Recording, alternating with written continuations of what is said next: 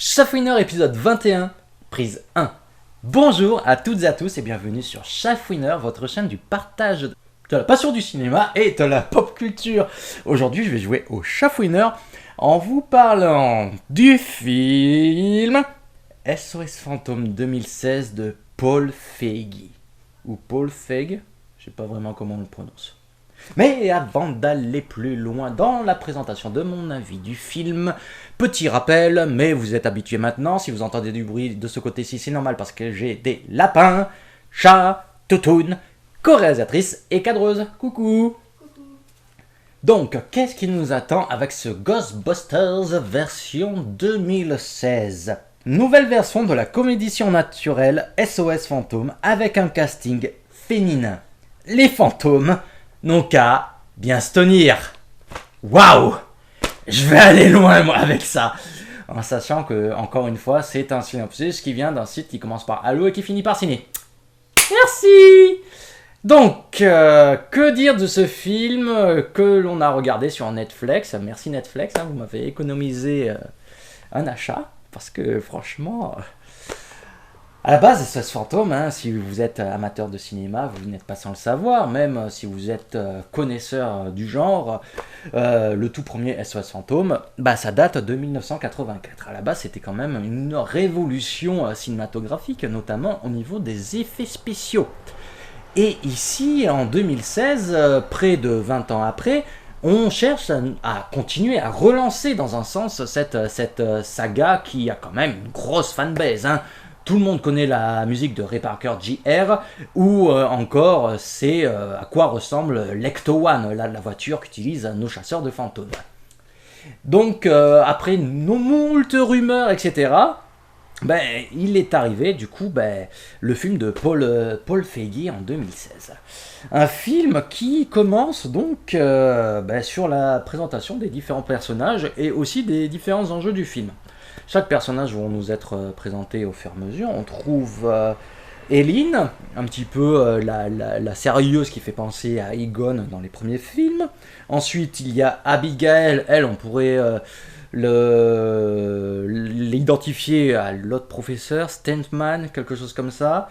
Ensuite, il y a Otzman, elle, dans sa manière de faire, elle fait penser un petit peu à Bill Murray. Et la dernière, comment elle s'appelle, Patty, qui, elle, c'est un petit peu la pièce rapportée dans l'eau parce qu'elle n'est pas scientifique de base, et elle va les aider.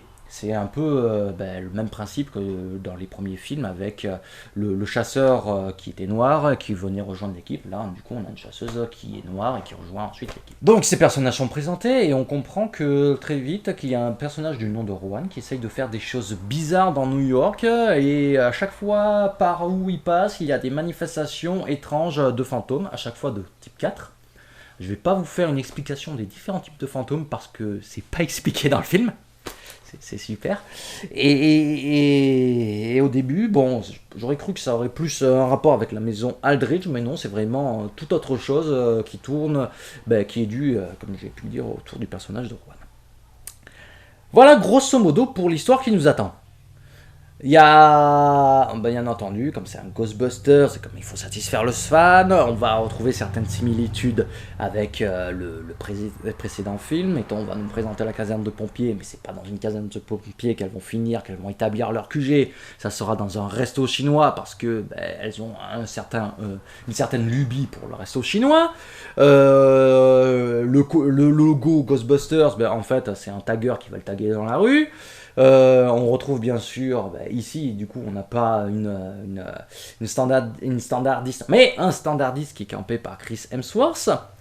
Et bien entendu, c'est sans passer par nombre de références et caméos et j'en passe, notamment des principaux acteurs des précédents films. On retrouve le personnage de la standardiste, mais ici elle est dans l'accueil d'un hôtel. On retrouve un ballon en forme du bibendum chamallow qu'ils affrontent à la toute fin du Ghostbusters original. Il y a un caméo de Sigourney Weaver, de Ozzy Osbourne, plein de références à la pop culture et j'en passe, mais c'est grossier. Mais ce qui est encore plus grossier dans ce film, c'est que c'est une version féministe, soi-disant. féminine, féministe, ce que vous voulez. Alors pourquoi le réalisateur, c'est pas une femme? Déjà, ça aurait peut-être évité des blagues, mais d'un niveau que même moi, je me permettrais pas. Et pourtant, j'ai un humour à chier. Ceux qui me connaissent le savent. Mais là, non. Non, c'est vraiment au ras les pâquerettes. Et le pire, c'est que le réalisateur, dans certaines interviews, lors de la promo du film, ce sont les 4 femmes les plus drôles que j'ai jamais vues. Eh ben putain, si ça c'est la drôlerie chez les femmes, qu'est-ce qu'il faut prendre comme référence, hein? À ce niveau-là, regardez Pitch Perfect, hein, c'est déjà plus intéressant et mieux amené. Bon, c'est pas une comédie surnaturelle, mais on comprend un petit peu l'idée, je pense. Parce que là, oh! En fait, c'est tout l'inverse. On dirait que les femmes, elles ont une quéquette. Il y en a 2, notamment un peu Osman et Erin, devant le personnage, même les 4, mais bon, bref, c'est surtout ces 2-là en premier lieu, mais devant le personnage de Crimson Swords, elle serait limite à se frotter dessus comme un chien. Le personnage de Chris Hemsworth, c'est un bout de viande. Et après, faut pas... on peut critiquer, oui, l'usage de l'image de la femme. Mais quand même, là, c'est même pas parodique. C'est grossier. Le film, on dirait une parodie d'une parodie. Enfin, je sais pas, mais ça a été monté avec les pieds. Pourtant, je croyais par moments que ça partait bien. Il y a quelques idées, hein. Bon, déjà, l'intro qui reprend la musique de Ray Parker Jr. Ah, cool, ouais. Des nouveaux gadgets, ouais, pourquoi pas. Vous gâchez la musique de Ray Parker Jr. Non. Ils ont saccagé Ghostbusters. À un moment, on a une version R&B de Ghostbusters. Non. Il y a des trucs, faut pas y toucher, les gens. Puis je veux pas dire, mais le boss de fin, ils arrivent à le vaincre en lui tirant dans la quéquette. Enfin bref.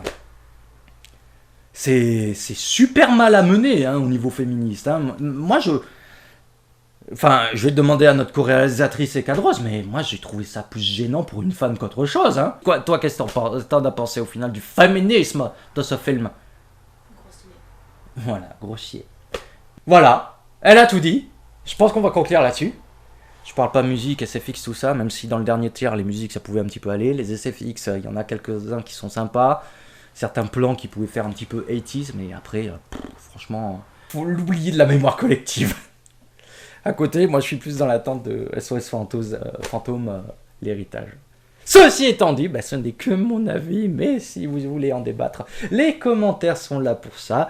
Moi, ça sera avec plaisir que je vous répondrai que je vous parlerai.